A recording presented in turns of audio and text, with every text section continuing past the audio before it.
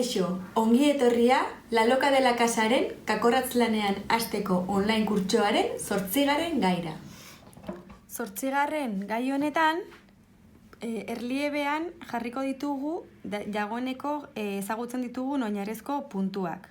Hau da, puntu horiekin, variable edo aldaketa txiki batzuekin erliebea egiten ikasiko dugu. Lehenengo forma, hau izango da. Dekorazio moduan lerrotxo hau uzten duen erliebea. Hau alde batetik ala bestetik egin dezakegu. Hau alde batetik bakarrik dago, baina adibidez zuzenean lantzen dugunean alde batetik eta bestetik egiten ikasi beharko dugu. Ondoren, puntu altu hauetatik abiatuz, beste erliebe puntu bat egiten ikasiko dugu, eta erliebe puntu horretatik aurretik eta atzetik egiten ikasiko dugu, eta tresna honekin puntu elistekoa egiten ikasiko dugu. Hau jertxeetako ertzak egiteko oso aproposa gertatzen da. Beraz, has gaitezen lehenengoarekin. Hemen borobilean oso errez, hau da errez ikusten da, hau da modurik errezena. Puntu hau, puntu baxuarekin egin dut, baina puntu ertaina edo puntu altuak modu berean egingo dugu. Eta oso errez ikasten da. Hurrengo puntuan egiterako orduan, guk orokorrean hau egiten dugu. Hemendik sartzen dugu kakorratza eta hemendik hartzen dugu aria, ezta? Oraingoan egingo duguna hurrengoa izango da. Kakorratza hemendik sartuko dugu. Hemendik sartu beharrean, hemendik sartuko dugu. Katetxo honetako atzeko aldeko aria bakarrik hartuz. Hortik hartuko dugu aria eta puntu normala egingo dugu. Eta hortxe geldituko da markatuta marratxo hori. Berriro ere kakorratza sartuko dugu. Hortik atera, eta ikusten nola gelditzen den hartu gabeko aritxo hau eta nola lerro hori formatzen duen. Berriro errepikatuko dugu, kakorratza, hemendik sartu beharrean, hemen sartuko dugu, hortik aria hartu eta puntu normala egingo dugu. Eta hortxe lerroa. Hau oso sinplea da. Ikas dezagun nola egiten den prozesu berdina, baina zuzenean. Hemen atzeko aldea daukagu, hemen ez dago lerrorik, eta hau aurreko aldea. Alde honetan ikusten dira ja egindako erliebean dauden puntuak. Beraz, has gaitezen hurrengo lerroarekin. Katetxo bat hartuko dut, altuera hartzeko, lanari buelta, eta orain lerroak niri begira daudenez, borobilean egin dugun prozesu berbera errepikatuko dut. Kakorratza hemendik sartu beharrean, hemen atzetik sartuko dut, eta hortxe puntu baxu bat egingo dut. Puntu ertaina egiteko orduan, hemen ari pixkat hartuko dut, kakorratza sartu, eta puntu ertaina egingo dut. Eta orain puntu altua egiterako orduan, gauza bera. Naiz eta puntu baxua, ertaina edo altua egin, efektua berbera da. Lerrotxo hau formatzen da. Orduan, jarraitu dezagun, lerro hau egiten. Beti, kakorratza, lerroko atzeko aldeko aria hartuz. Ikusten dugun orokorrean nola gelditzen den katetxo hau, erditik sartuz. Oso sinplea da. Eta horrela jarraituko dut lerroa amaitu arte, eta ikusiko dugu nola egiten den prozesu berdina, baina alderantziz. Orain iritsi gera lanaren ertzera. Nik orokorrean ertzetan ez dut egiten erliebe hori, baizik eta puntu normala hartzen dut. Ertzetan ere sendotasun gehiago behar duelako. Eta baina hori zure aukeran ere egin dezakezu. Eta orain egingo dugu puntu ertaina urrengo lerroan, baina orain alderantziz. Lanari buelta eman diogu eta orain nahi duguna da lerro hori atzeko partetik gelditzea. Ikusten duzu nola puntuak erliebea hartzen duen. Eta orain egingo duguna da atzeko parteko aria hartu beharrean aurreko hartuko dugu. Puntu ertaina da, beraz arria hartuko den lehenengo. Kakorratza sartu eta puntu ertaina egingo dut. Ari hartu eta goiko, edo, niri begira dagoen lehenengo arian sartuko dut kakorratza. Ikusten, horrelaxe. Eta hortxe egingo ditut hurrengo puntuak.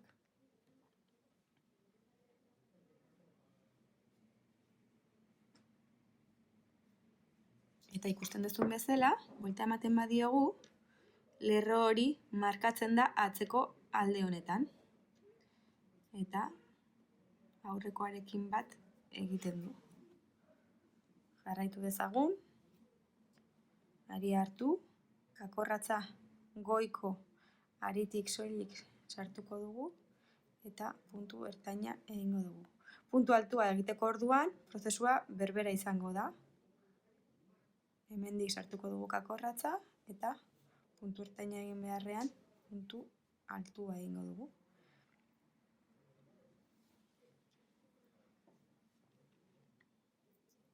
Horrela jarraituko dugu, lerroa amaitu arte eta ikusiko dugu zer nolako efektua egiten duen lanaren gain.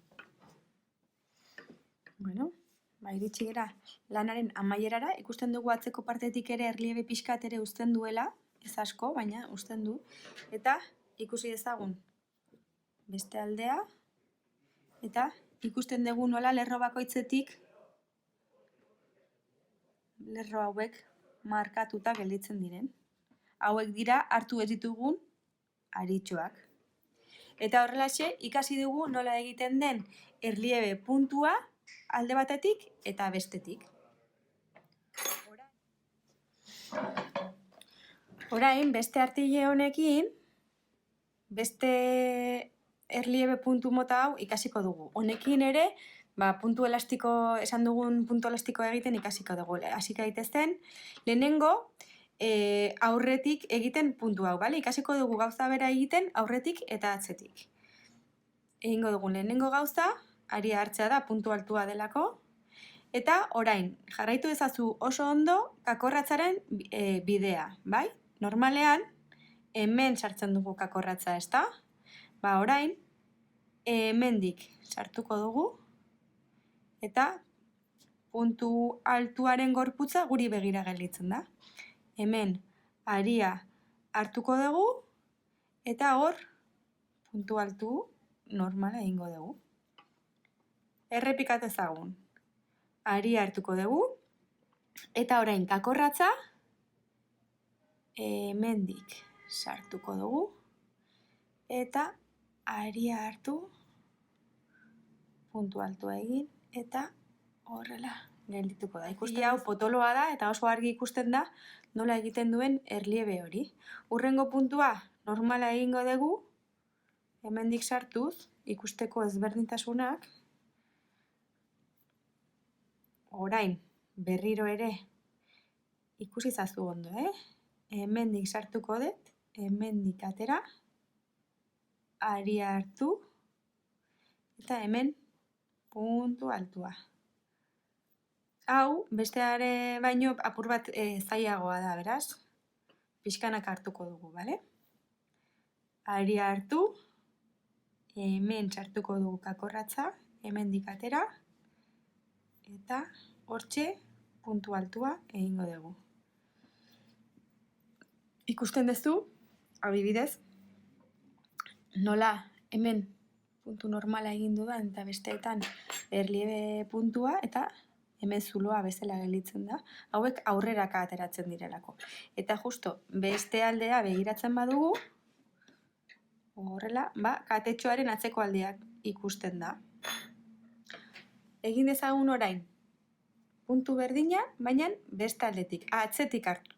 Beraz, aria hartuko dut, eta ondo jarraitu kakorratza, orain, hemendik hartu beharrean, atzeko aldera eramango dut, eta horrela, azpitik hartuko dut. Eta puntu altua atzeko aldetik daukat. Aria hartu, aurrera eramango dut, eta hortxe puntu altua egin. Errepikatuko dugu. Aria hartu, atzeko aldera eramango dut kakorratza, hemendik sartu, hemendik atera, aria hartu, eta hemen ditugu 3 eraztunak, eta puntu altua egingo dugu. Eta ikusten nola hemen justo aurrekoaren atzekaldean edo berdina da, baina alderantziz. Vale? Efektu erliebea berdina egiten du, baina alderantziz. Eta buelta ematen badiogu, ematen du hemendik aurretik eginak daudela. Bai? Egin dezagun berriro. Aria hartu, atzetik sartuko gera, hemendik jarraitu, aria hartu, eta hemen puntu altua egingo dugu. Tresna honekin edo erliebe puntu hauekin aukera amaigabeak ditugu. Adibidez, erabili dezakegu normalean edo lerro osoan puntu arruntak egitea eta 5 punturo erliebe puntu bat egitea, adibidez, aurretik hartuta. Eta hurrengo 5 normal. Eta justo erliebe hori horrek beste testura bat emango dio lanari, hor gure irudimenak dantzan jarri beharko dugu. Orain, ikasiko dugu, desegingo ditugu ikasitako puntu hauek, eta ikasiko dugu puntu elastikoa egiten. 2 puntu hauek, hau da, erliebe puntu mota hau aurretik eta atzetik egiten baditugu, puntu elastikoa gelditzen da. Eta puntu elastiko hau oso erabilgarria da jertxeetako ertzak egiteko edo galtzaren gerriko aldeak, eta bar. Vale? Beraz, has gaitezen, lehenengo aurretik hartuko dugu kakorratzak. Vale? Orduan, puntu hau hemendik sartuko dugu. Hurrengoa atzetik hartuko dugu. Beraz, atzetik sartuko dugu kakorratza. Hurrengoa berriro ere aurretik bat eta bat egingo dugu. Hurrengoa atzetik.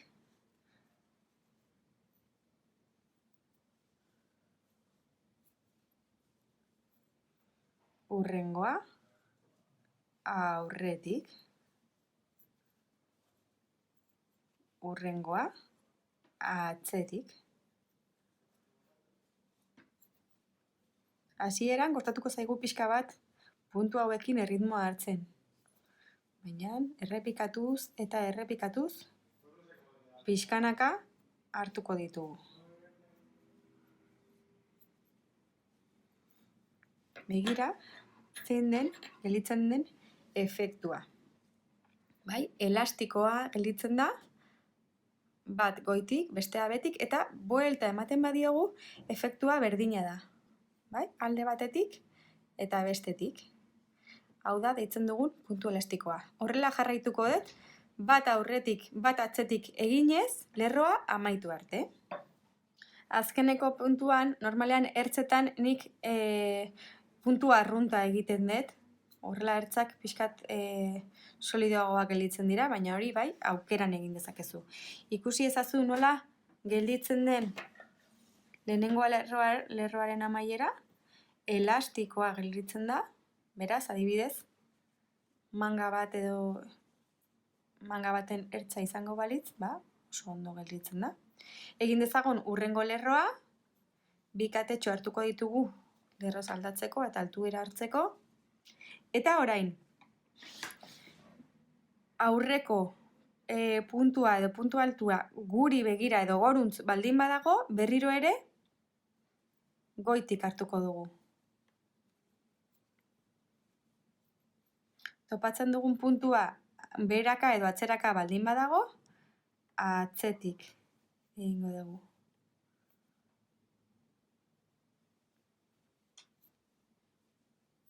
Bai? Hurrengoa aurretik, eta horrela jarraituko dugu katea. Bat aurretik, eta bestea atzetik. Ikus dezagun nola gelditzen den, edo zein den efektua. Adibidez, txikitxoentzako galtzak edo arropak egiteko orduan, nik beti horrelako ertzak jartzen dizkiot, erosoago egoteko egon dadin eta gerrian edo alde horretan ondo helduta gelditu dadin lana. Ikusten beraz, nola gelditzen den alde batetik eta bestetik puntu elastiko hau. Beraz, ikasi dugu erliebe puntuan lantzen, erliebe mota hau eta beste mota hau. Bai aurretik eta bai atzetik.